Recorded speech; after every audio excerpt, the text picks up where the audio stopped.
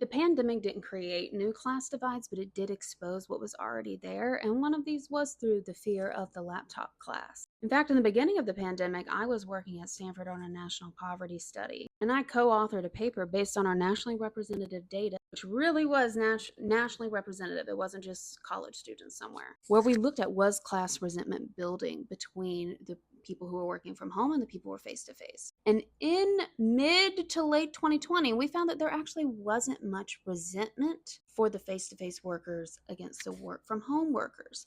But we warned in the article that if this persists over time, that will likely change. And come 2023, our prediction was confirmed. We saw the great resignation. We saw employees refusing to come back into the office. We saw employees who'd rather quit their jobs than return to the office. And part of this is for very privileged reasons, and part of it isn't. I 100% believe this built resentment with the working class who had to work in person, and even people who aren't working class who had to work in person, like healthcare professionals. But there were also people, for example, who've been disabled and struggling to get accommodations that they're legally entitled to because it would be too hard for them to go completely remote, who then all of a sudden overnight, like a huge chunk of our workforce was remote, and it was totally doable the whole time.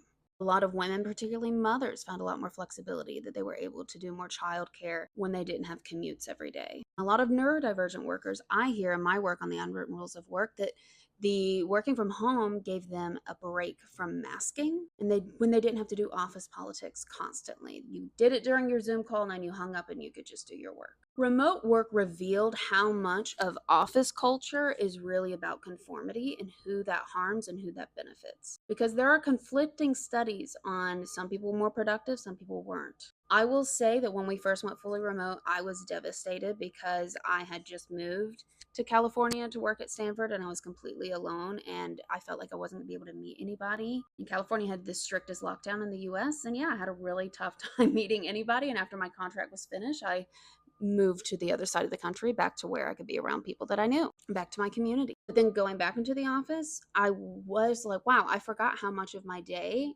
I was just talking to people and not actually doing work. Now, networking is a big part of your career, it's important. But I can totally understand why some studies show that you're actually more productive at home. So there are two powerful things that the pandemic showed us. That one, people did step up when we were in a crisis. And two, that many workplace requirements were actually barriers, and only addressing those barriers for a few will have backlash. So the real question isn't, is the laptop class privileged? It obviously is. The question is, now that we see these unwritten rules and how they harm people, what are we going to do about it? Are we going to continue to be caught off guard by these changes? Or are we going to learn and navigate them so we can do so strategically in the future? I've spent years studying the invisible dynamics of unwritten rules of work that determine who gets ahead and who gets left behind. And people are ready for a workforce transformation. They're willing to quit jobs over it. So if you're leading through this transition, trying to build hybrid teams, trying to manage return to office, all while we can't say words like inclusion or equity, let me help you out.